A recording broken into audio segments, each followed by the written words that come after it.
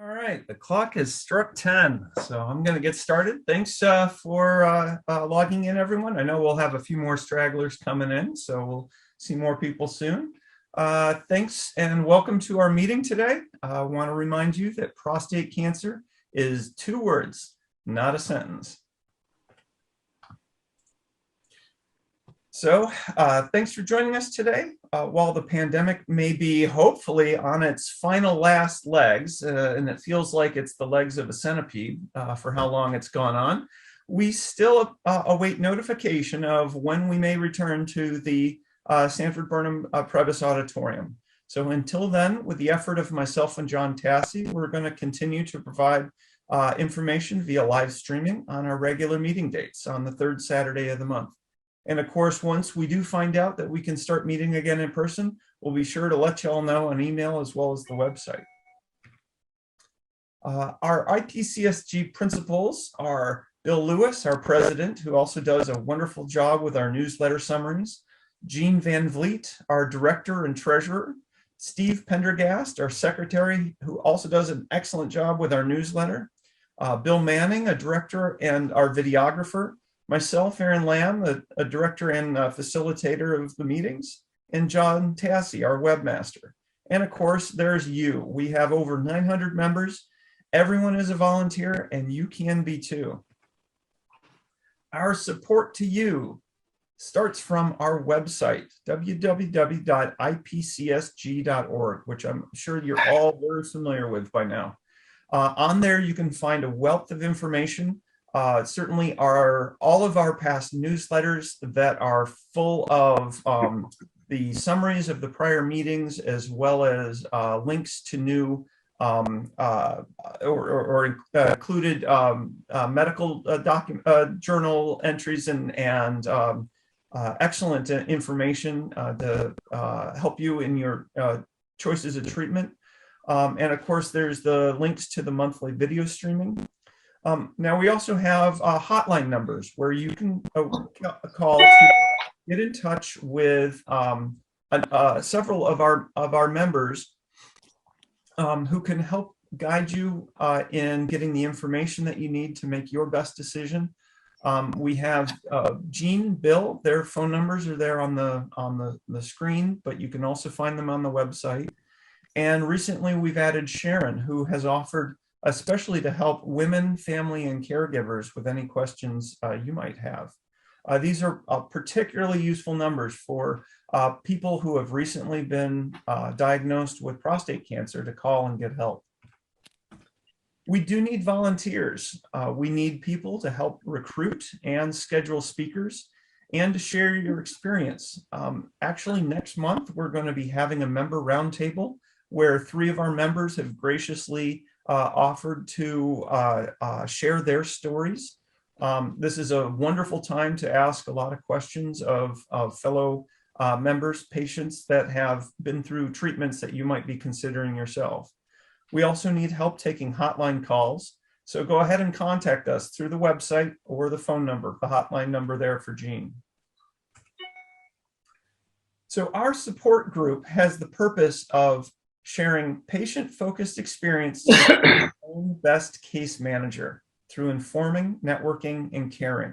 We are a group of experienced participants. We are not medical professionals, and any sharing by any one of our group may not be a substitute for your medical counsel. And we do need your support. We are a 501c3 nonprofit organization, so that means donations are tax deductible.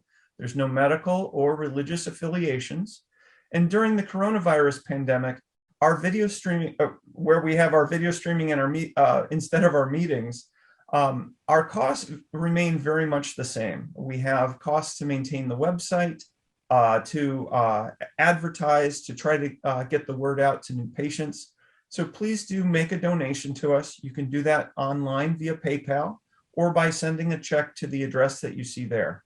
And I'd like to thank all of you for so much support, especially in this past year when we haven't been able to meet in person. You've certainly been very generous. Thank you. Our upcoming meetings, as I mentioned before, next month is our member roundtable, where members will share their treatment experiences. And Dr. Lamb has now been rescheduled for April 16th. So he will be giving an update on the latest in prostate oncology. For today's meeting, we are joined by Dr. Charles Metzger.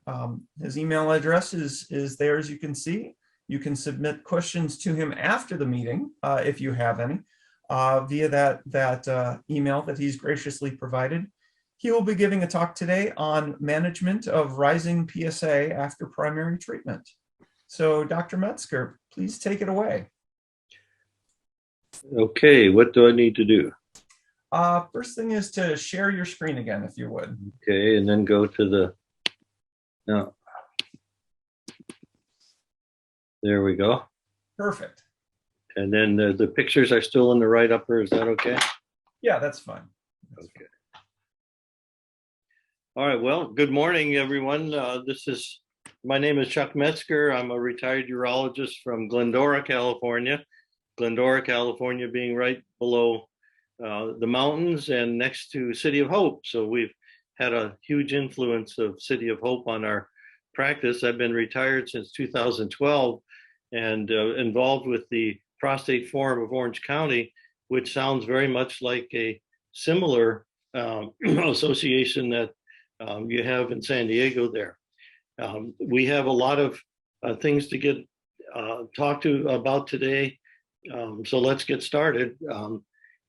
This business about a rising PSA after primary treatment is the main topic. But as I got involved with updating some of my slides, it became apparent that there are some other things we can incorporate into this topic. So we'll cover a few other issues.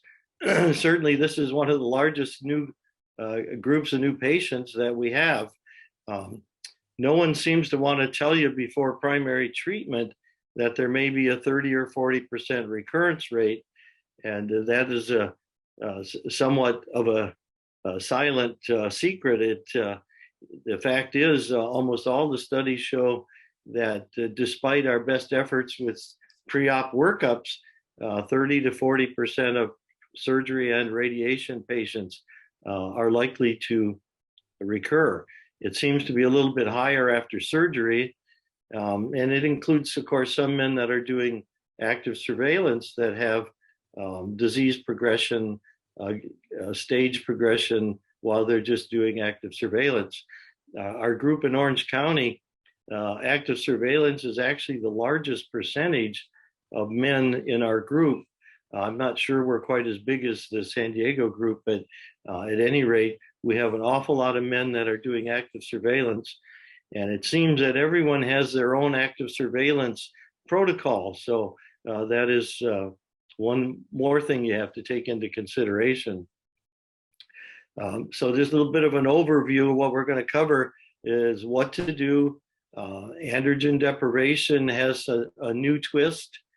Systemic therapy with chemotherapy, androgen suppression, and one of the new androgen receptor inhibitors is changing the, kicking the can down the road, as it, so to speak, because of its success in treatment.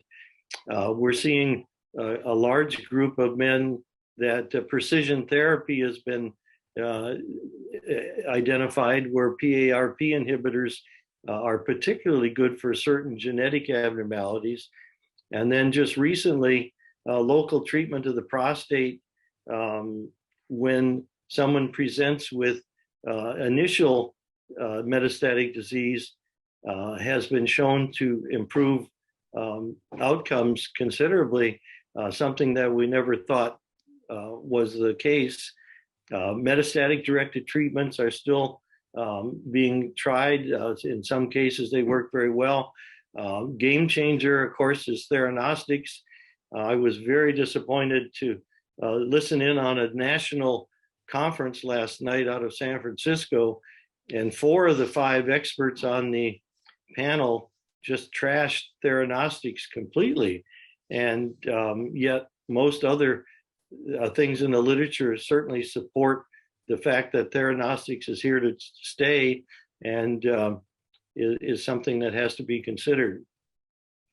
So we have two main groups of people that have rising PSAs. The first group is a new grouping called Oligometastatic disease. And this comes in two types, the ones that are after primary treatment and the ones that just present that way at the beginning. And then polymetastatic metastatic disease patients, they have more than 5 sites of spread. And it used to be that that was the most common metastatic condition because of our lack of sensitivity to the bone scans. It turns out that with the new types of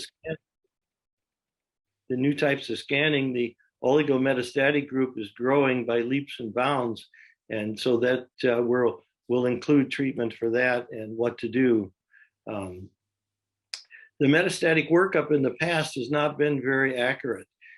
It's been like pulling teeth to get health plans to do multi-parametric MRI fused ultrasound biopsies, and yet those are been shown to be much more accurate and can tell you what's going on in the rest of the prostate. Metastatic workup included a bone scan that, as it turns out, is not as sensitive as we used to think. CT of the abdomen just hasn't been that useful in early disease. And then all of a sudden, the game changers of the PSMA scans and the F18 PET scan that is now becoming very commonly used. It's really changed the ability to diagnose metastatic disease. In fact, it looks like the more sensitive, 30 to 40% more sensitive than bone scan, is suspiciously equal to the 30 to 40% of men that have metastatic disease after primary treatment. And it's very likely that those two groups are the same, and that as we explore PSMA in the future, pre-op or pre-radiation, we're going to be able to separate out the men that eventually would have had recurrence. So it's becoming a real game changer. As with everything else, nothing's perfect. There are certain cancers that don't express PSMA and are not always noticed, but that's a very small percentage. And what's interesting is that every once in a while, the PSMA scan will pick up another type of tumor. There are specific cases where someone has it and it's normal for the prostate cancer, but they pick up a lung cancer or a kidney cancer or something else that expresses PSMA. So it's here to stay. I got a notice the other day that even our local Kaiser outfit was now doing PSMAs in certain situations and is exploring the whole problem or issue of theranostics. So if Kaiser recognizes the value, I think almost all of the other plans eventually will. A little bit more about the PSMA scan. I'm sure you've heard about this. The gallium scan that was pretty much studied at UCLA and UC San Francisco, and the fluvoclovine scan. There just recently was a short article comparing 100 of each, and they both actually turned out to be pretty good. Initially, we thought unless you had a gallium scan, it wasn't going to be as accurate, but I don't think that's holding up. Number one, there's more people that know how to read these, and as the accuracy of the reader becomes more correct, then we're going to see that they're probably pretty much the same. And once again, even Kaiser's doing these. When they should be done is open to argument. You could certainly make a case for doing a PSMA initially when the diagnosis is made to try and figure out who's going to be the person that already has metastatic disease, and primary therapy will have to be altered. And as I say, those percentages of positive, negative bone scans, positive PET scans, and people that recur after primary treatment are suspiciously similar. And I think we're going to see a lot of those fellas have different treatment options based on what their PSMA scan will show. The radio tracer, no matter which one they use, is attached to the surface proteins on the cancer cells, very much overexpressed in prostate cancer cells, sometimes overexpressed in the lung, salivary glands, and the kidney. So sometimes you do see tracer activity in those areas. No question that every study I've seen, there's been an improved ability to find early metastasis. And this redefines these different categories. I think as more people get these scans pre-treatment, we're going to be able to see which ones already have small areas of metastasis, which then turn out to be that 30% that metastasize after primary treatment. The other thing that is really different is the genetic component. The last article I saw, there were at least 20 different genes that now account for about 20% of the men that have prostate cancer that don't seem to do well with regular treatment. The ability to define these genetic abnormalities is not new to the medical community, especially the DNA repair mutations in breast cancer and somewhat in ovarian cancer. All of a sudden, someone coined the term precision medical treatment. Well, that is indicating that for certain DNA repair mutations, certain drugs like the PARP inhibitors are specifically indicated and get a very good response, so that if we can do the genetic testing and find some of these 20%, or excuse me, these 20 different gene abnormalities, they're now developing specific treatments for specific DNA abnormalities. BRCA1, BRCA2, ATM abnormalities are the most common, and certainly the PARP inhibitors that are now available are precision treatment, something that we never had before. And it's very interesting that when you look at some of the people that have recurrent disease, there's a high percentage of those fellows that do have these DNA repair mutations. So if that was known ahead of time, perhaps those PARP inhibitors could be included early on in their treatment and they would do much better.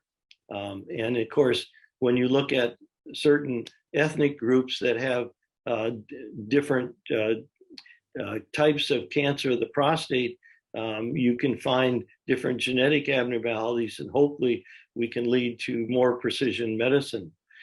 Elevated PSAs in the past, the labs are just, and even now are just not that good at doing PSAs. The batches that they do often give you different results. So it's probably a good idea to repeat the lab test a couple weeks after an abnormal PSA to make sure that it's really a true elevation. The doubling time, of course, has always been known to be important. If you have two PSAs 6 months apart and it's more than doubled, then the cutoff is 6 to 8 months. Above that, the doubling time is not as important. Below that, you know that you need further treatment. The recurrence rate in oligometastatic disease is usually considered to be 5 lesions, usually in the bone, sometimes in the lymph nodes and other areas, but mostly in the bones. And the polymetastatic men have many metastatic sites, soft tissue, bone, organ, and lymph nodes. And of course, we do know that soft tissue and organ metastatic disease does not do as well as bone, and lymph node disease seems to do the best. Radiation, we've always known that there's a bump up in radiation of the PSA, especially right after the treatment. So getting a PSA after radiation has to be kept in context. Normally that bump goes down after 6 to 8 months. So the first PSAs that are obtained after radiation don't necessarily mean that the radiation hasn't done its job. Certainly an elevated PSA after surgery is very important and means something. We're not sure what to do with these new liquid biopsies, especially not in general diagnostic use, but it makes sense, at least psychologically, it makes sense that if you have DNA of a cancer of the prostate running around in your bloodstream in a little packet, that may actually be one of the reasons that some men get metastatic disease. A often quoted study, they took 30 men off the street in New York City that were above 70, and almost 18% of them had cancer of the prostate DNA in their bloodstream, and yet they had not ever had a diagnosis of prostate cancer. So liquid biopsies show promise. We're just not quite sure how they fit in, but as more of them become commercially available and there's more experience with them, we may have something that is just easy to get a blood test, and yet you could find things that indicate that the cancer of the prostate is recurred. In the past, ultrasensitive PSAs were available. Of course, they charge 3 times as much for them, and they're probably not necessary. PSA will go up if there's a recurrence at some point in almost all men, and the regular PSA is probably as accurate. Some university centers still run the ultrasensitive one to try and get the PSA pattern just as soon as it starts to be elevated, but for commercial use, they're just not very valuable. And again, you just have to get a second PSA a couple weeks later, because especially our labs down here, we often get one that doesn't make sense. You repeat it and it comes back normal. So what do you do? Well, that's the whole crux of the situation. Most people now feel that PSMA scans are the game changers. If bone scan is 35% less accurate than a PSMA, we need to start separating out the men who already have early metastatic disease called oligometastatic disease, because those are the fellows that 2 or 3 years later are going to have an elevated PSA. Arguing back and forth about whether PSMA should be done just for active surveillance, whether it should be done for early diagnosis, or whether it should be just done in advanced disease is ongoing. To mention the conference last night, and 2 of the 5 panel members just thought it was a waste of time because they just weren't convinced that you could do anything about a person that had 2 or 3 bone lesions, and why know about it if you can't treat it. I thought that was a very non-progressive attitude to take by national leaders. The other 3 on the panel felt it was very important to fit these patients into earlier treatment. So the main takeaway from this entire talk, all these ramblings, are intensifying treatment early based on PSMA and PSA changes in the oligometastatic disease category. Get it before it's spread very far. It's a very much different disease, very heterogeneous, and it can be treated, and it can be treated successfully. A lot of the research right now is ongoing with how early can you treat and have successful treatment for this recurrent disease.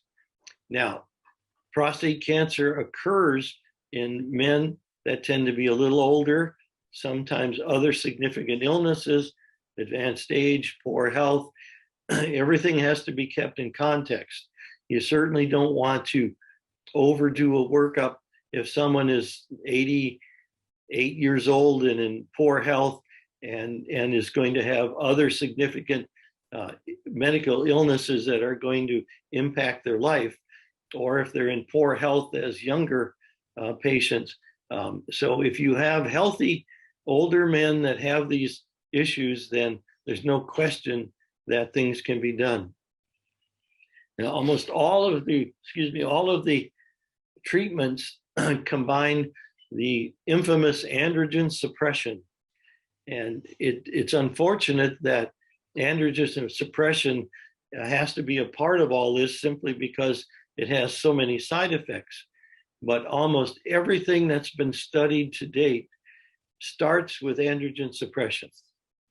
Androgen suppression makes the male hormone level go down to what are called castrate levels, which means under 50 nanograms or 20, depending on who you believe.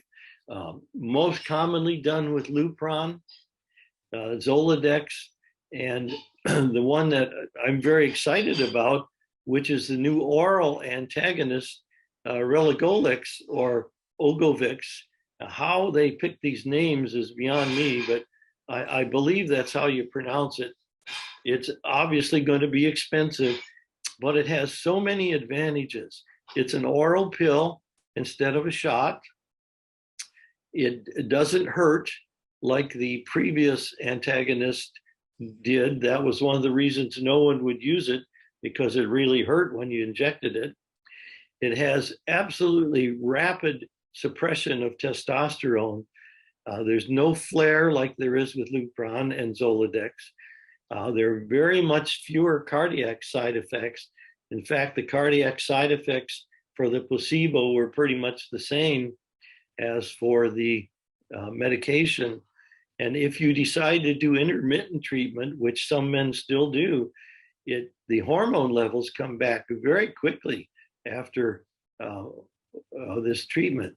So I think if men can afford it, if the health plans will cover it, instead of using Lupron and Zoladex, or Govix or Relugolix will be the star in this field. It just has so many advantages for older men, and it does the job without some of the complications that Lupron has had over the years. The newer medications, then, they become the second line of treatment, called androgen receptor inhibitors. They're brand new. They're all used in conjunction with one of the androgen suppression drugs. And of course, their names are all weird, but they do kind of sound alike: Apalutamide, Enzalutamide, Daralutamide, Aberaterone. And it takes these treatments to a very new level. They do all have side effects, and the side effects definitely need to be managed.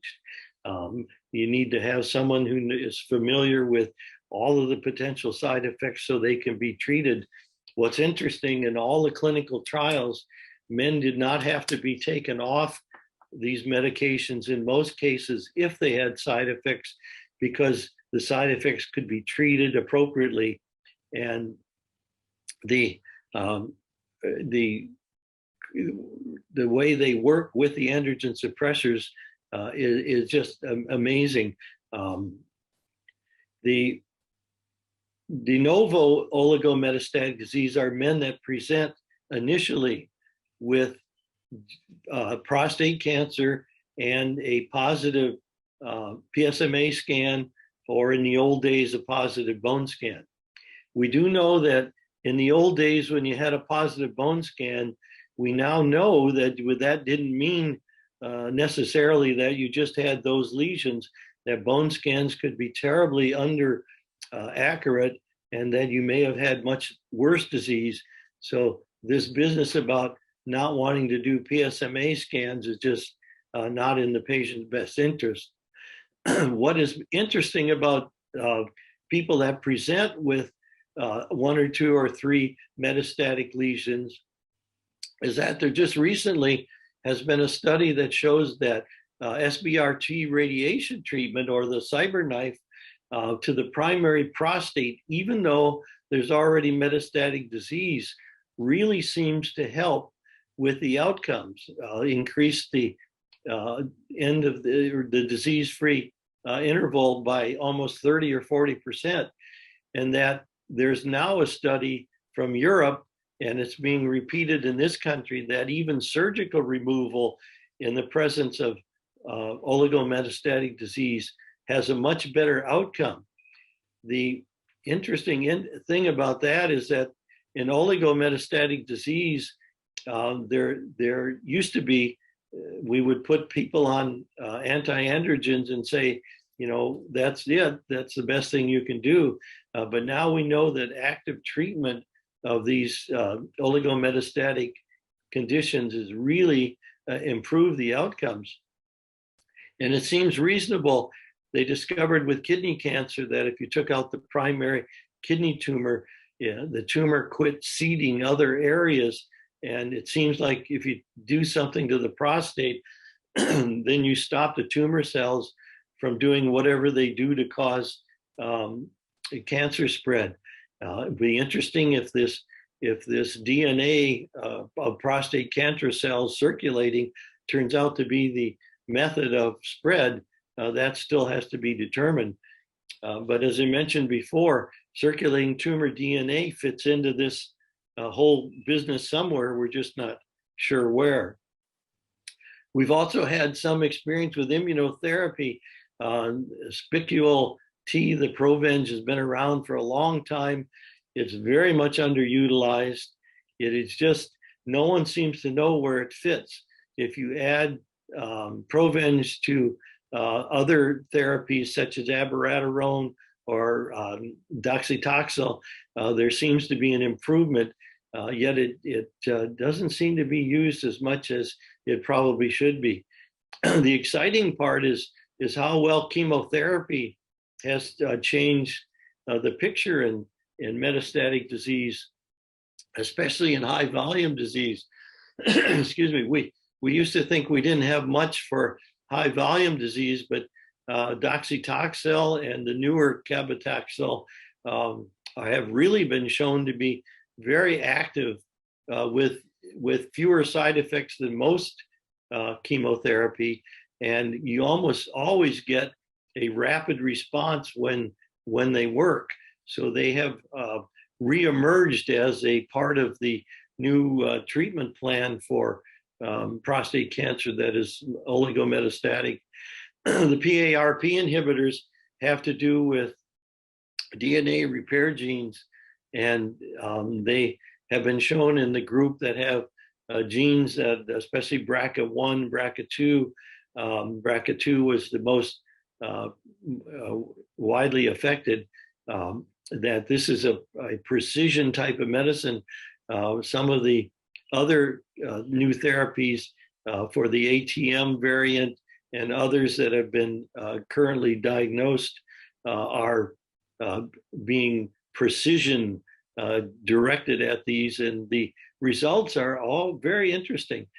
Just recently, a study was done where everything and the kitchen sink was thrown at some of these cancers, and the addition of the PARP inhibitors really seemed to add quite a good response in most men with metastatic prostate cancer. This is something they didn't exactly expect, and obviously it needs further testing. The genetic BRCA1, BRCA2, and ATM, and there are 20 others with all different acronyms, including 2 that have been shown to be more indicative of whether or not people should come off active surveillance. And those 2 genes, not commercially available yet, but if those 2 genes really panned out, men on active surveillance can really take a deeper breath that they're not as apt to have cancer recur or cancer advance if they don't have those 2 genes. So it's really changing how we look and decide who gets what. The biggest drawback to the initial androgen deprivation therapy was that our first generation group, they didn't completely block androgen activity, and there were some issues with, they caused a flare, which means that initially there was more hormone before it went down to castrate levels. And so several of them hurt when they were injected, and so they weren't very popular.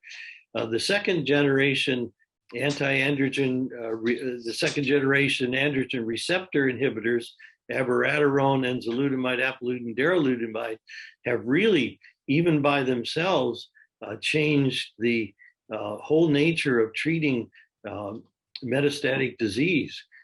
There's no question that each one works different, and the sequencing of these has really become quite a hotbed of discussion. If you're diabetic, certainly Aberaterone, which has to be given with prednisone, is not a good idea. Some of the others have more incidence of seizures and fractures, and some cause skin rashes. So the choice of which one to use is becoming very interesting. It looks like Daralutamide, which is the newest of the medications, may have the fewest side effects. If you look at the studies that were done, some of the side effects were pretty much the same as the placebo arm. And since it doesn't cross the blood-brain barrier, there were no seizures with that drug. So it may be that after more experience with these drugs is obtained, that we're going to find that Daralutamide may have some reasons to recommend it. As I mentioned, Aberaterone inhibits androgen biosynthesis, and so you have to use prednisone to make up for other adrenal gland deficiencies. Sometimes when you give Aberaterone after the androgen suppression doesn't work, it seems to be work very well. And in fact, when you add it to the immunotherapy, it seems to even be able to work better. But this is still very much up in the air, which one should be used, which one is going to be the winner in this group. They're all expensive, and health plans usually pick one or another, and that's the one they'll cover. So what do? Well, believe it or not, some men that have a PSA elevation after primary treatment can do active surveillance. If the PSA is really low and they have other medical conditions, advanced age, other conditions, heart disease and diabetes, hypertension, cholesterol issues, and their life expectancy isn't more than 4 or 5 years, then it's probably okay to do active surveillance even in that setting. After surgical treatment, frankly, the main advantage to surgery is that if you get a recurrence, you can use salvage radiation. So right out of the gate, if you've had surgical treatment, at the first sign of PSA elevation, salvage radiation is certainly indicated, and in some instances very, very effective. After radiation treatment, rising PSA becomes a little bit different because surgery is very difficult after a patient has had radiation. There's so much scar tissue that the incontinence rate goes from low to the mid-30s. The erection rate, lack of erections, goes way up high. And it's just so hard to get good surgical dissection planes. There are some surgeons that do claim to do it and do it well and have data to prove it, but those are few and far between. One of the most notable institutions that does this is Stanford University. The old Cardinals up there have a couple surgeons that have been very well trained in doing it, and it must be a very difficult surgery to do. Some outfits are claiming that high intensity HIFU is going to be the answer. Cryosurgery, laser, high intensity ultrasound is currently being touted for focal disease. Certainly, if you have just one lesion on MRI and don't need to take the entire prostate out, Certainly focal therapy with either cryo, laser, or HIFU is certainly indicated. Haven't had a lot of success in the oligometastatic category with those treatments. Almost always a first generation anti-androgen is instituted, and it should be instituted early. Intensification means everything gets done sooner. And so Lupron, Regulox, Zoladex, something needs to be started, and the testosterone level needs to be checked so that we know it's castrate level. Almost all of the experts are recommending a second generation anti-androgen, especially in selected patients, Daralutamide, that seems to have a little bit less in the way of side effects. There have been some studies that show that the androgen Daralutamide plus anti-androgen Lupron or Relugolix can by themselves really change the nature of oligometastatic disease. And it seems very interesting that when the studies came out with these androgen receptors, the overall survival went from 18 months to over 40 months. And it's been a long time since we've seen studies that have shown that kind of improvement, because those are median numbers. That means half the people are above that and half the people are below that. But that means that in some people, these second generation anti-androgens or the androgen receptors really have been effective. And immunotherapy is going to fit in there somewhere where no one is just sure where it's going to be. Genetic information, absolutely critical. The new PARP inhibitors and some of the other drugs, the checkpoint inhibitors, they're going to be applicable to certain men with certain genetic abnormalities. So the fight about whether we should do genetic testing is really should be over. Something like an oncocyte score at the beginning to know that active surveillance is okay, something about somatic and germ cell genetic information in advanced disease to know whether the PARP inhibitors are going to be indicated are critical. And the amount of people that get these has to go up. There was a recent survey and only about a third of men with advanced disease had genetic information. That's just not acceptable because there's too many of them that would do well with these other medicines. And then the newest thing and the newest wrinkle that has really rattled a lot of people in the community is that the docetaxel and cabazitaxel, which are taxane chemotherapies, especially in high volume metastatic disease, really make a difference. And they make a difference with fewer side effects than most chemotherapy. And it is really interesting how often that gets negated by the community urologists because, well, they don't give chemotherapy, so you got to send them to somebody that does. But the fact is, chemotherapy with these taxanes, especially the newer one, have really been shown to be very, very effective. There was a recent trial, and it's the only one I'll mention because there have been so many, but it's called the Arisons trial. And it was Lupron or Relugolix plus Daralutamide plus docetaxel. So it was 3 different treatments in everyone that had recurrence, whether it was oligometastatic or polymetastatic. And the results were very, very good, especially in the multiple metastatic disease group.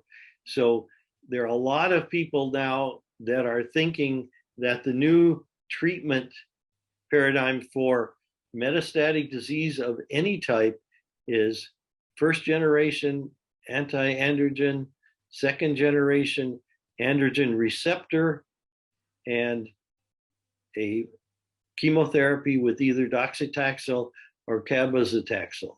And that is going to be a difficult sell because it is going to be intensification to early disease. But the newer studies, especially the Arison study, really point to that being the best way to go. Some would say, well, if you've got oligometastatic disease, it's like driving a hammer with a sledgehammer, a nail with a sledgehammer. But the fact is, in all categories, but especially high volume disease, that trio of treatment look to be the best. So this brings up a concept that is difficult to talk about because it irritates some people. But there just is, it's come time that we need to move advanced disease, whether it's oligometastatic, recurrent PSA elevation, or polymetastatic. It needs to be out of the urology office, the community urologist, and into a urologic oncologist or a regular oncologist office. Because the side effects need to be managed, and they do have side effects. Most urologists, in fact, I would say 100% of community urologists just aren't trained to deal with neutropenia or bad rashes or some of the complications that can occur with these kind of treatments. And the fact is, if you can continue the treatment and treat the side effect, the fellow can continue to have the advantage of the medicine. You don't have to just stop it. So I think it's time that anyone with advanced disease needs to be under the direction of a specialist. Now, not every oncologist specializes in prostate cancer either. So it has to be a oncologist that knows prostate cancer, deals with it. There are so many new medicines, so many new things that it has to be that way. Long gone are the days of us general community guys being able to keep up. The fact is, in that recent survey just done 2 months ago, only 35% of men with metastatic disease were getting the standard of care treatment.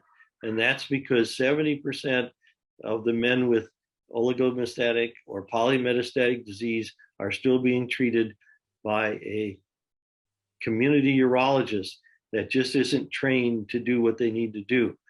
Well, all the tertiary centers have urologic departments that have these urologic oncologists: UCI, UCLA, USC, University of San Diego, California, San Diego, University of California, San Francisco.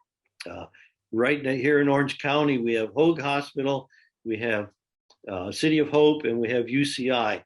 So it doesn't matter which direction you drive, you can run into one of these. And they specialize in prostate cancer oncology. The City of Hope has always had that model.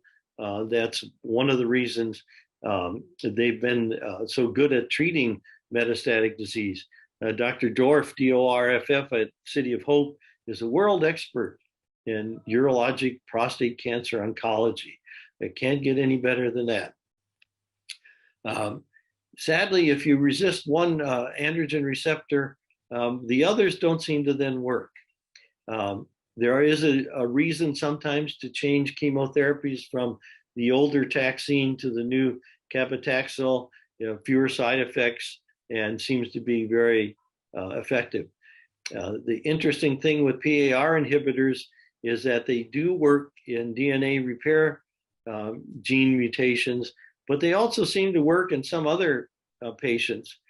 And then the thing that has changed everything in our business are theranostics. New to the Western world, Europe has had them, Australia. Why we've been so reluctant to develop them, I'm not sure. UCLA just finished a very good lithium PSMA study and had very good results, no new side effects that they didn't already know about, and just waiting for FDA approval for this to be more widespread. I think use for PET scans, whether it's the fluvacholine or the gallium, they just need to be done at the beginning and at advanced stage, because they will define these groups. Half of our studies that have been done in the past have been done with bone scans that have been inaccurate. So a lot of those fellows will have to be reclassified in different groups. Well, that doesn't help your outcomes any if you're reclassifying people because they've already had metastatic disease and the scan didn't show it.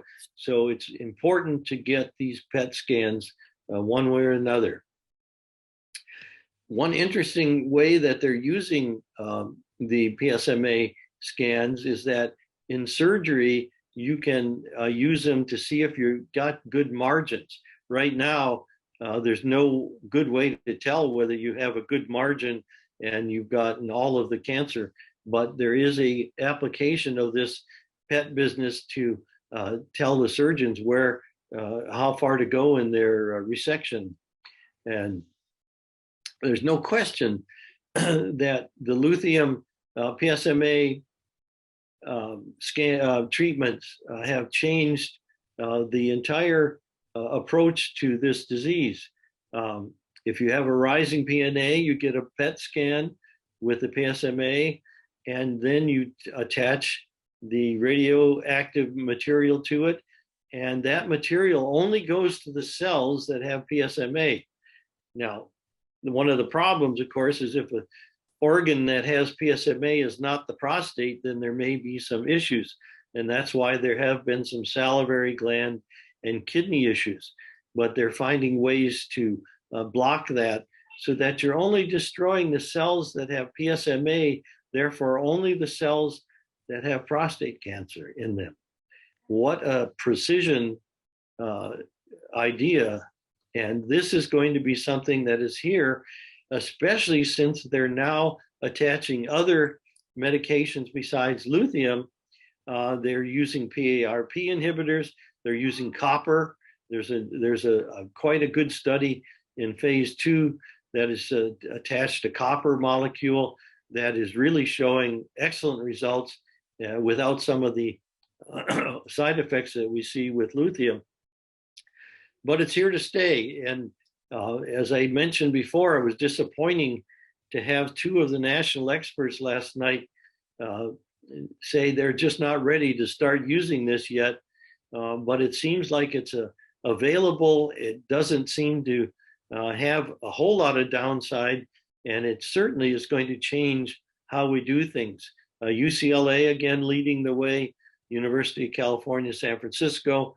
The group in Tulane is really hot after this, and as are several other groups in the country.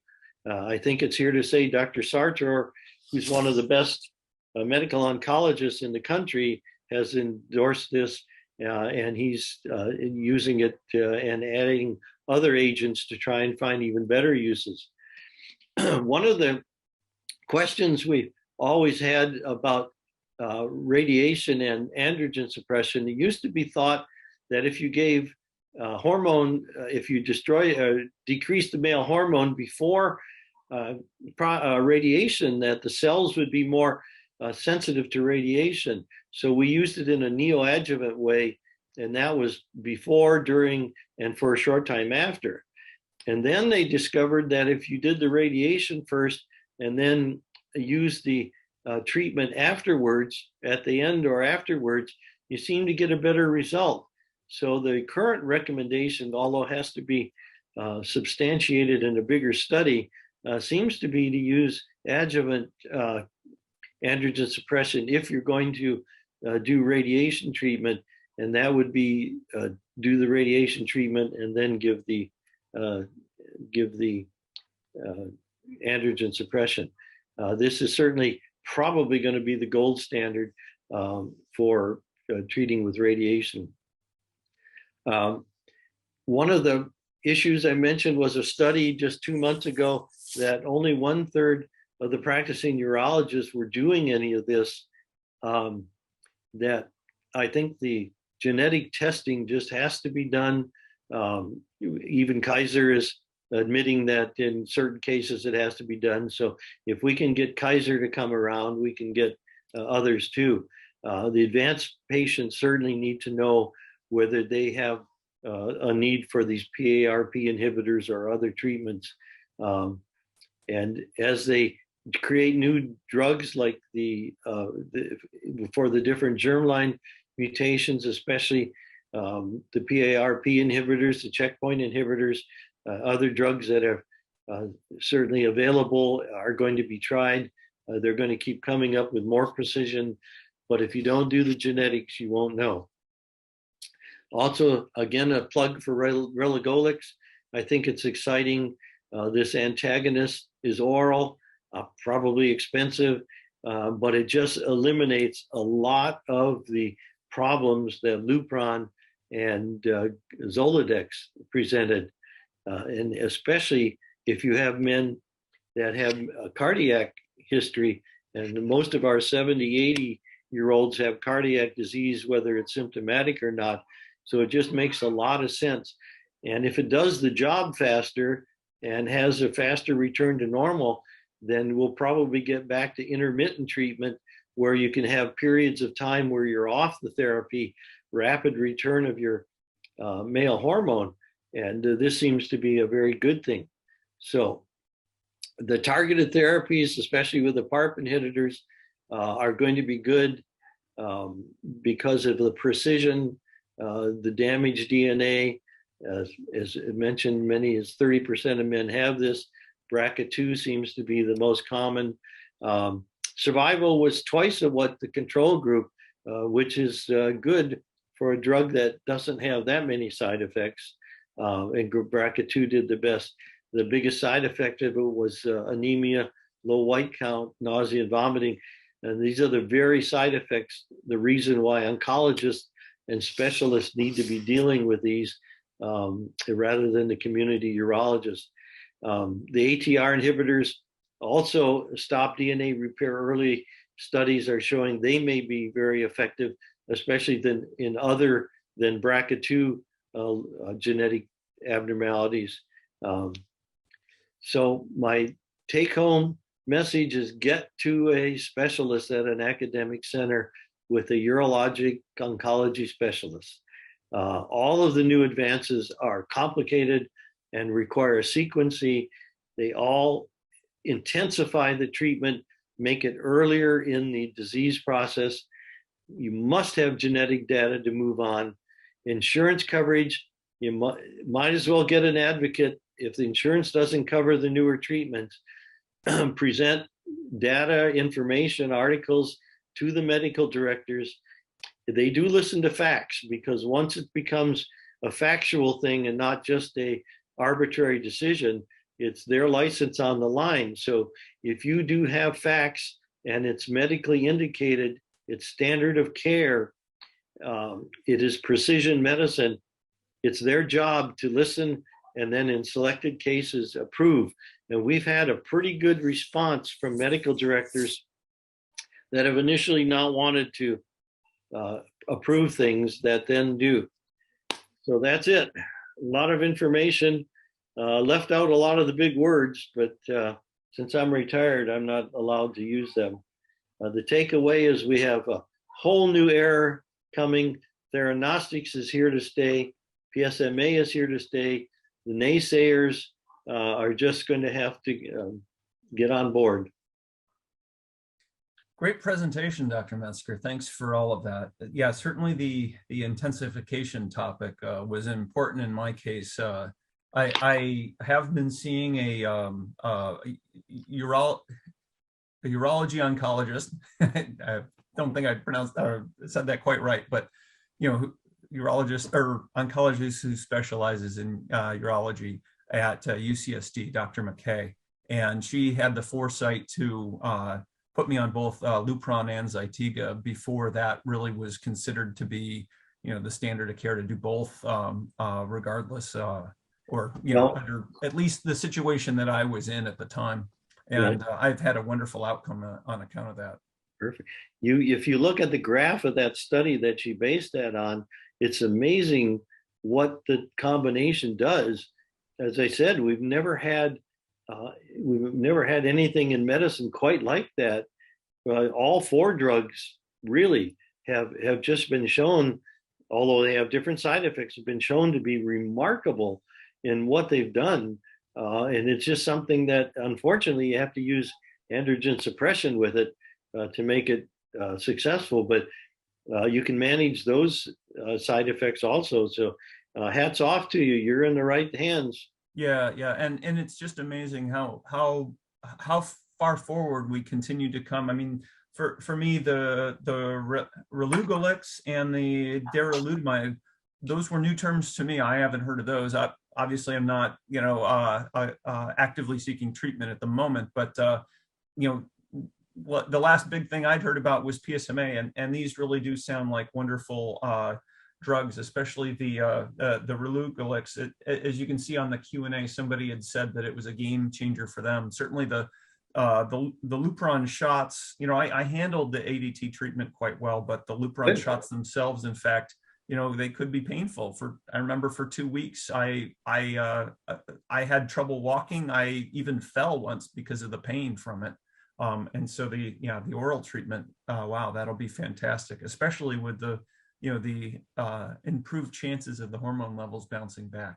Yeah, it's interesting. Bayer company invented that, or it's their drug, and they had the bad things with Roundup, and they lost $2 billion in liability. Well, they figured that by the end of the 5th year, they'd be at about the 2 billion mark in sales of that drug, and that's just about what it's going to be. It's been out for a while. It's slowly catching on. And boy, did they have a winner with that one. Yeah. Just fewer side effects, and that's always good. Yeah. It's it's never a good time to have prostate cancer, but it's definitely a good time to get treatment for prostate cancer. Even from 5 years ago when I was just on the edge of the fact that I didn't get an MRI before treatment, but it was really being adopted at that time, and now it's so standard. One thing I didn't mention that I should have, we've been fighting with medical directors, especially in the HMO Kaiser type plans, to get multiparametric MRIs to do a fusion biopsy or to see what the rest of the prostate looked like. Would you do a targeted biopsy? Clearly better than doing random biopsies. Well, they've just invented a 29 megahertz ultrasound that's the equivalent of an MRI. So as soon as those machines become more commonly available, we won't need a multiparametric MRI. We can use the same ultrasound that we do the biopsy with, and it will show us where the major lesions are. It won't go to the minor lesions that don't help, the Gleason 3+3s. And so we're going to be able to quit fighting that battle pretty quickly. And that Cleveland Clinic, I think, is leading the band on that. They're going to be commercially, now they'll be expensive, and the local urologists are going to say, I don't want to spend that kind of, you're going to go through the learning curve, but it's going to change the entire thing. And you can do one once a month if you need to, because you just put the probe in and see what's going on. And it's going to be good. It'll certainly make the biopsies easier. Yeah. That was definitely one of the worst parts of it. One of our members mentioned, they said Moyovent Pfizer produces Orgavix, Relugolix. You'd mentioned Bayer. Do you have a comment on that? No, I think it was a joint thing that Pfizer ended up taking over. Gotcha. Now, a lot of this is done with joint labs. It was just interesting to me that 4 or 5 years ago, they thought this was going to be the answer to their Roundup thing. So maybe squirting Roundup in there would help. I don't know. It killed a lot of weeds. Yeah, I don't know. There were some comments about, killing the coronavirus by certain odd injections. Yeah, no. So I'm not going to try it myself or recommend it. We did have a number of questions come in. Can you open that Q&A panel and see them? Let me see. Yes, it's in. I have been on order for 12 months, switching from Firmagon. Firmagon was the one that caused pain. Boy, that people would run out of the office screaming. Yeah, yeah, I heard And that not too. just because of what we charged, but because of the shot. No difference in side effect. Oh, that's good. Game changer for me. 3 days of Vilvan at the injection. Yeah, that's for sure. Financial assistance available. That's a good point. There are outfits out there that will help supplement the cost. I last I heard it was about $3,000 a month. But that's a good testimonial. Yeah, and just since everybody else can't see the question, actually, I did paste this into the chat box. But this is where Joel was saying that he's been on the orGa for 12 months. It was a game changer, being an oral pill. Yeah, the Lupron or the shots, the Firmagon shots for him had 3 days of debilitating pain, and that financial assistance is available. Yeah, as you said. And then he asked, in addition, will there be a pill form of an agonist? Probably not, because would they have an antagonist? It's pill, and it doesn't cause the flare. And the flare has always been something we worried about. So less heart disease, less flare, more rapid recovery. So I don't think they're going to develop an oral agonist. What else we got here? Can you address the guidelines scans relative to PSA levels? Yeah, well, that's a very good point. The lower the PSA, the less likely PSMA is going to be positive. That's why if it says, the manufacturer says 0.2, but if you wait a couple of weeks and it goes and it's truly elevated, it will start to go up. It's been accurate at PSA of 2 and above, but it also shows some accuracy below that. Now, it depends on how quickly you get the scan after an elevated PSA. People are saying it should be 0 for surgery and really low for radiation. So the radiation guys shouldn't have a problem with that. Some of the surgery guys getting it too soon may actually be a problem.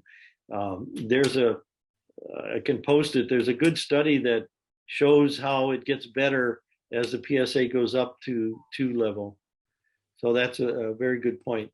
And sorry, when you say a PSA of 2, this is obviously pre-treatment, such as pre-op. Yeah. Well, it's probably recurrence. Right. So post-op, if the PSA goes to what level do you suggest a PSMA scan? Well, I think it's going to be the way they're developing the newer PSMA scans. They're not going to have to worry about that low a PSA. The gallium and the F18 one probably aren't as good at that low level. So that this Joel is making a good point there. The PSA of 2 is where it was 100% accurate. So I think the newer ones, that won't be an issue. The newer ones are in the FDA's mailbox. When they'll be approved, for no idea. As you know, gallium requires a cyclotron. Not everybody can afford one. And so the others will probably take over as the main PSMA studies. Okay, great. 6, let's see what else we got. Genetic testing available for cost. Color program. That I didn't know. So Joel's just a lot of fountain of information here. Genetic testing is available for no cost from something called Color program.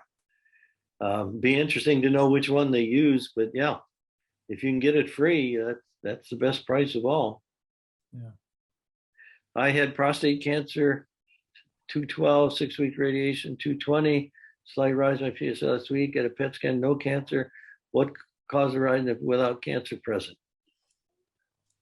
Well,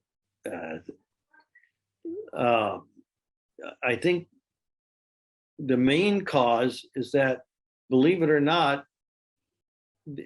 after prostate surgery, some prostate cells can be left in there. And after radiation treatment, radiation may not destroy all prostate regular cells. So you may have some regular prostate cells that are still secreting PSA, or the PSA is just so low that that it's not detectable yet, as in the last question, or your cancer doesn't have isn't expressing PSMA, which about 1 or 2% don't. But I think, you know, any of those could be the thing. The only way you're going to know is to see what your PSA does. Theranostics. Theranostics are the PSMA testing and the fact that you can attach a radioactive material to it to kill the cancer cells by simply attaching to the cells that have PSMA on them and not any other cells. Obviously, you're hoping for better precision, not radiation. You don't know for sure where you're squirting that stuff. Surgery, sometimes they don't know where to stop cutting. So the precision is only a cell with PSMA, i.e. a prostate cancer cell, will be attacked. And that's about as precise as you can get. Now, as they discover more organs that have PSMA, like the salivary glands, like the kidneys, then they may have to figure out some way to block that, although it hasn't been a major problem yet. 2 years after prostatectomy, 02 to 06. Wow, that's low. And the person is Jennifer.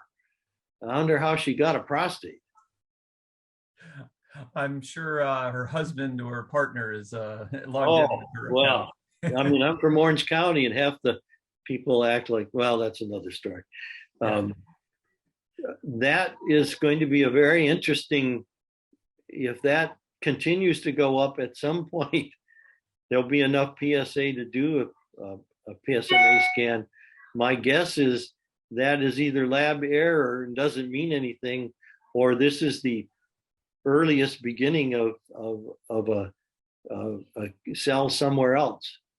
This would be a very good time if the liquid biopsy shows any accuracy. Eventually, this would be a great time for that.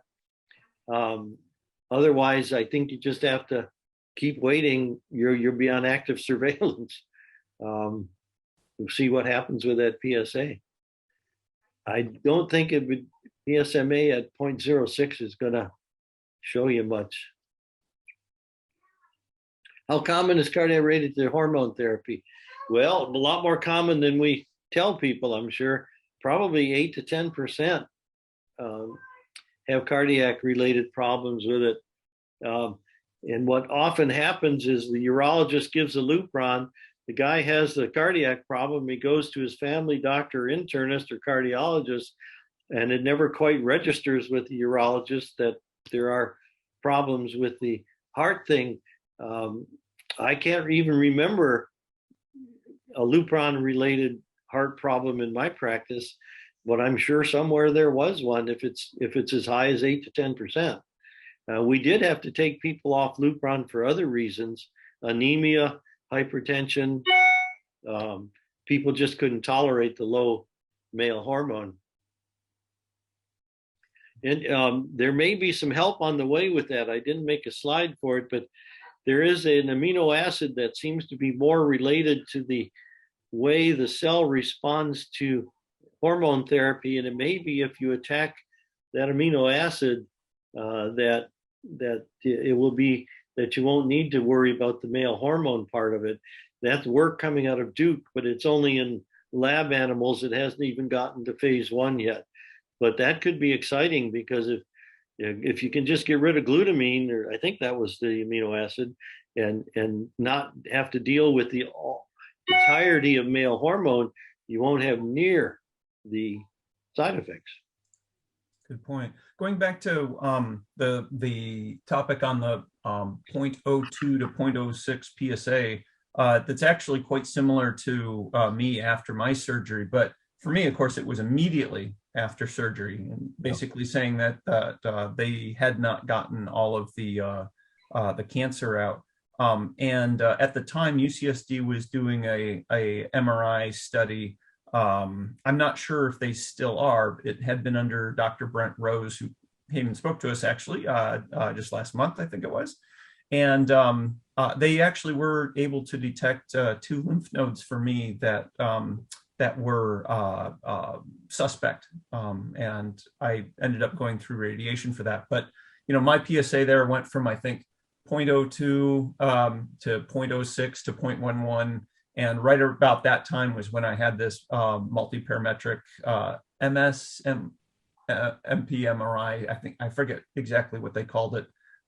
It might be something you might look into at UCSD for the person that asked the question.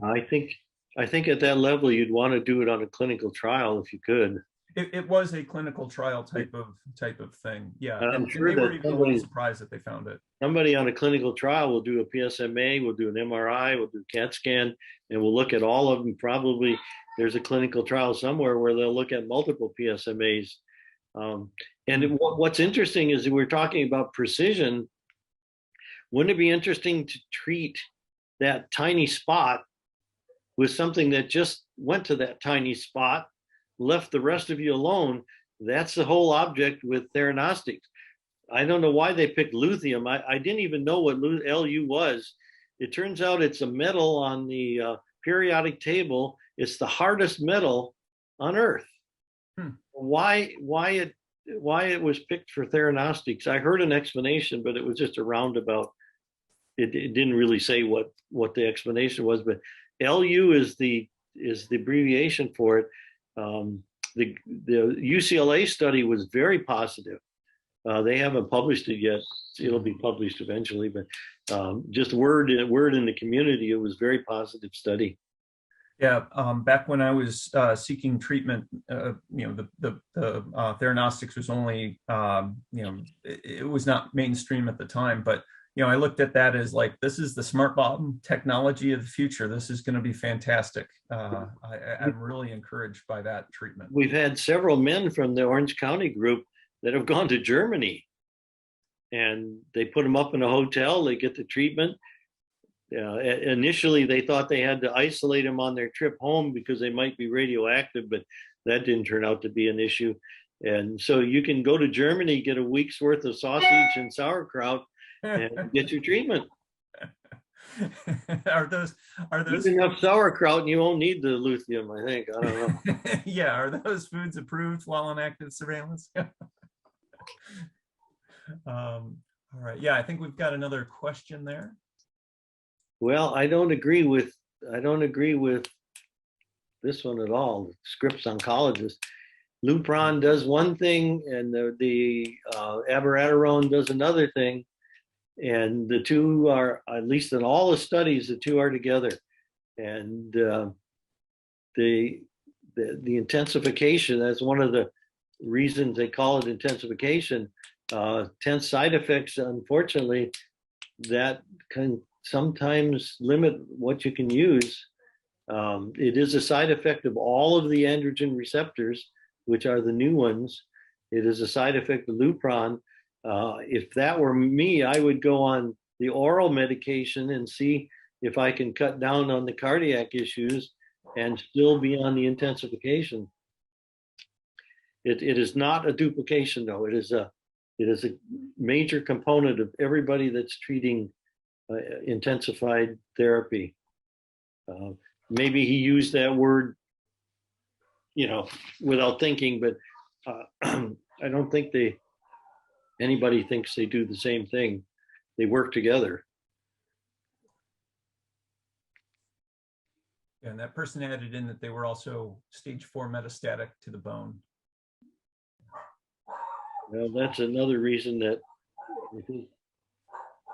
the both of them need to be used together. And if there's stage 4 metastatic, you know, that's not the usual grading thing, but if you know, this would be a great time to use some theranostics.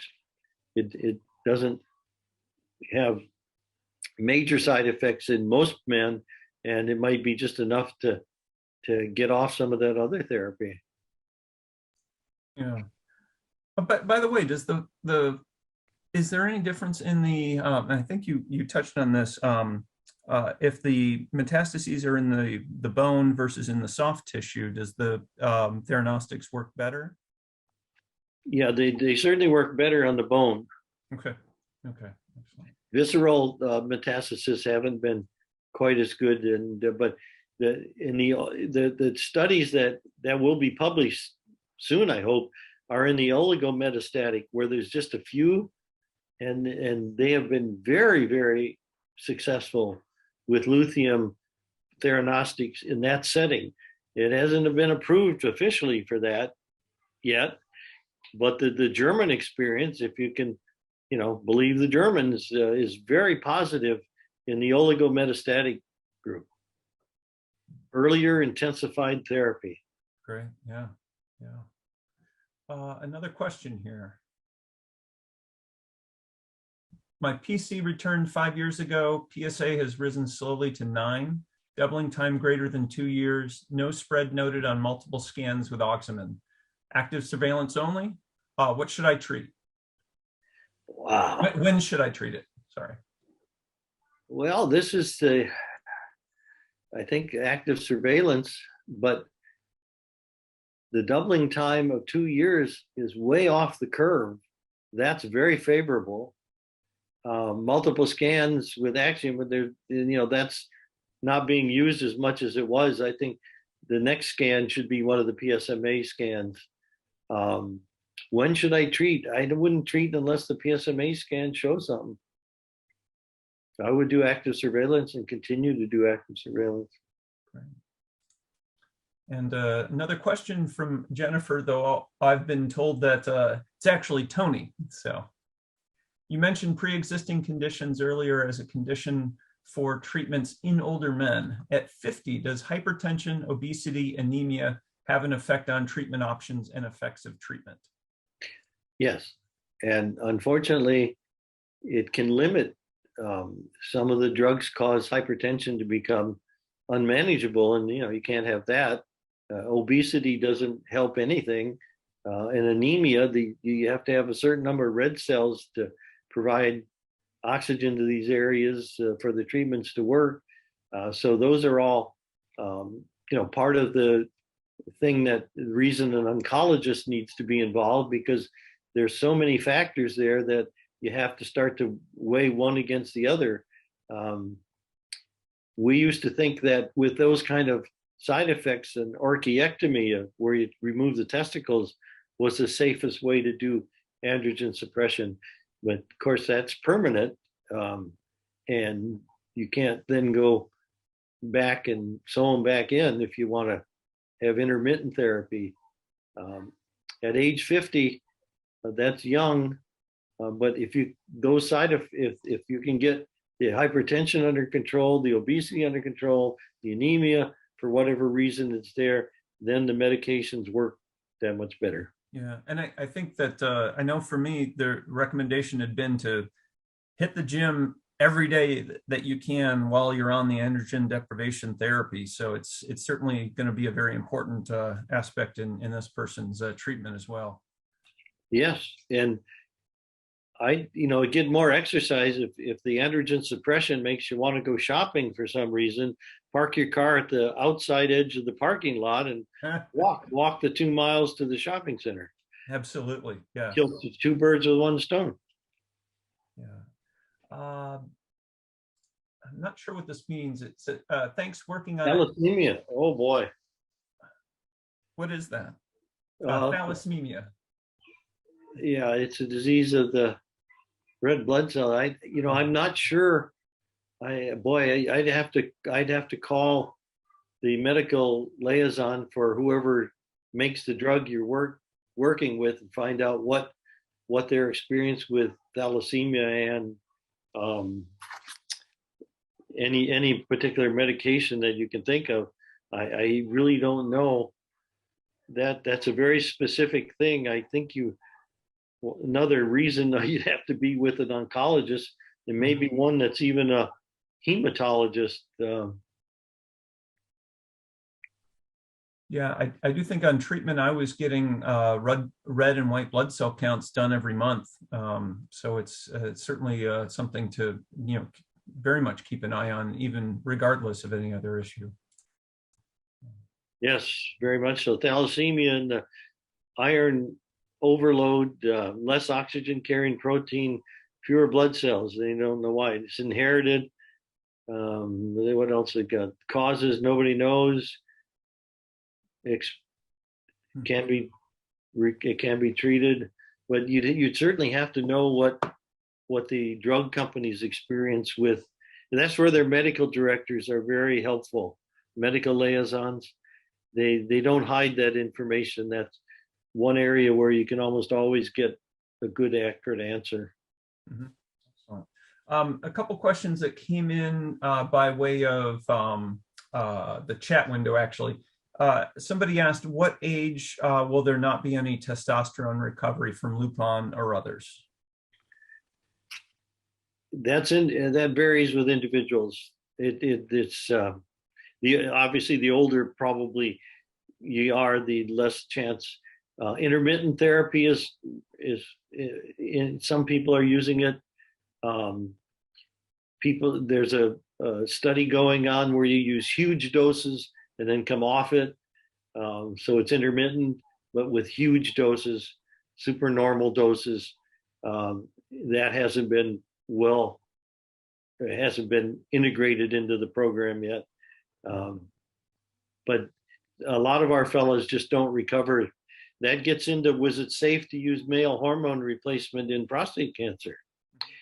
And that's another one of those little tricky things where the study that said it had to do more with men that didn't need treatment. And 3+3, yeah, they did really well off. They really did well when they came back on. They didn't, but they also didn't need what they were getting. Yeah, yeah. And I mean, we're a profession that half of the people we treated didn't need. They needed to be watched, mm-hmm. And that was, that's the biggest shame of all of it. That's been known for a long time, and nobody believed it. And I'm sure you're aware of all of the active surveillance groups and the flag waving that goes on with that. So, but they're absolutely right. It's an embarrassment. Yeah, true. Prostate cancer with 30 bone lesions, 16 treated with proton therapy, few lung nodules and few lymph nodes, decreasing PSA 0.64 nanograms per milliliter on orGa and Zytiga. Last two gallium and Polarify scans show stable lesions. Should I continue until these drugs fail or try newer therapies? PC advanced after 3 cycles lutetium. Not only after they fail, but there's some evidence that they should be continued even to slow down the failure. Mm-hmm. That's a good point. Yeah, that is a fairly substantial case. Yes, and it probably, if anything new comes in theranostics, I don't think there's any downside to trying it. Yeah, definitely. Now that, of course, that depends on the genetics. You have to know what the genetics of that tumor is. I mean, is that one that the PARP inhibitors or the checkpoint inhibitors would work? And that's as high as 35, 40% with the newer testing. So if the genetics don't suggest that, then, you try all these new things, but that stable disease is good. Yeah. My PSA is rising after 15 months of Lupron following radiation, 0.58 after 0.25 after initially falling to 0.1. Any thoughts on what to do next? Had negative genetic testing. Thank you. Very good. Then the next thing would be a PSMA and see whether that, whether this is the start of intensification or whether this is the start of intensified active surveillance.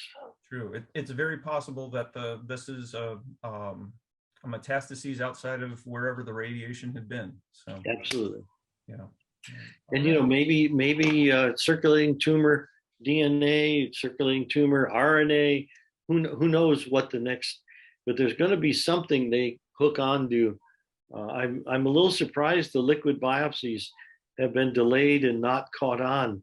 It may be that somebody's looking at them and they're not quite what, I mean, they were advertised initially as being the next big thing, but maybe that's not the case. I don't know. Yeah, I did have I believe a liquid biopsy 4 years ago, and they did not find any DNA. This was after my operation though, which it was a good sign, but yeah, definitely didn't lead to any help there in terms of the choice of treatment. Luckily, we picked the right one though. All right, I think that's it for the questions. We had a great attendance today. I think I saw at one point 36 people on, and typically get, another couple hundred people over the next 6 months, looking at the videos that we post on YouTube. So that's about what we get. Yeah. Thanks so much for your time today as well. And you did have the email if somebody wants to email something. Yes, I posted that on the chat window, and we'll go back and put that on our live stream link as well. But yeah, thanks a lot for your time today, as well as using your retirement to continue to help patients like us. It's well, it keeps your mind working. This is actually it points out that when I practiced, there was no way in the world I could read 40 articles a month.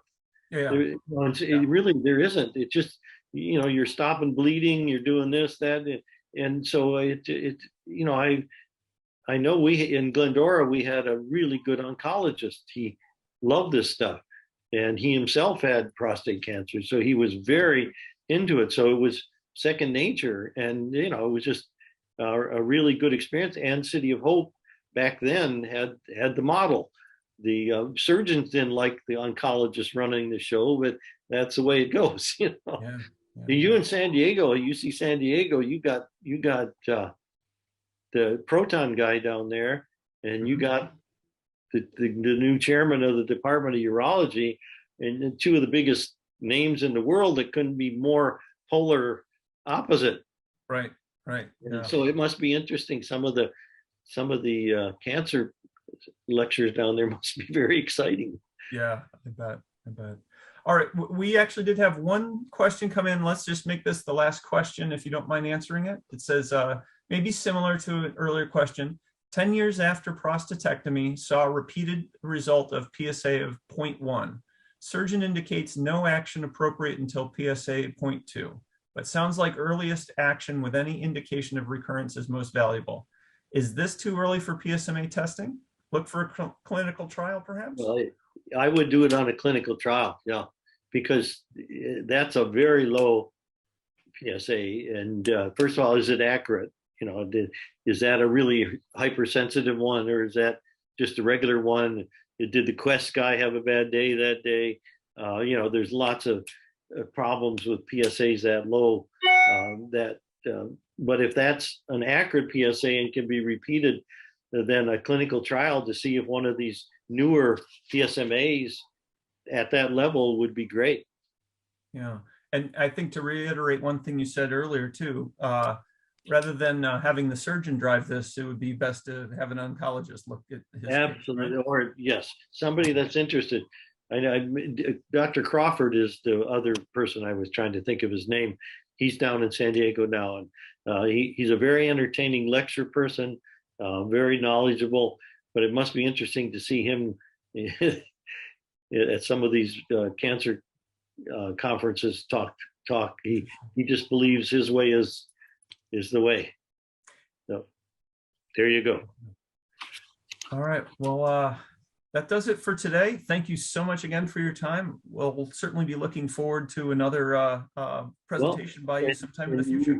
You all are welcome to join the Orange County Prostate Forum. We do the twice a month meetings and the once a month lecture. So again, we don't give advice, we just give information. We keep saying that, and I hope the lawyers hear that. Yeah, sounds good. All right, take care, everybody. Thank you. Thank you. Bye-bye.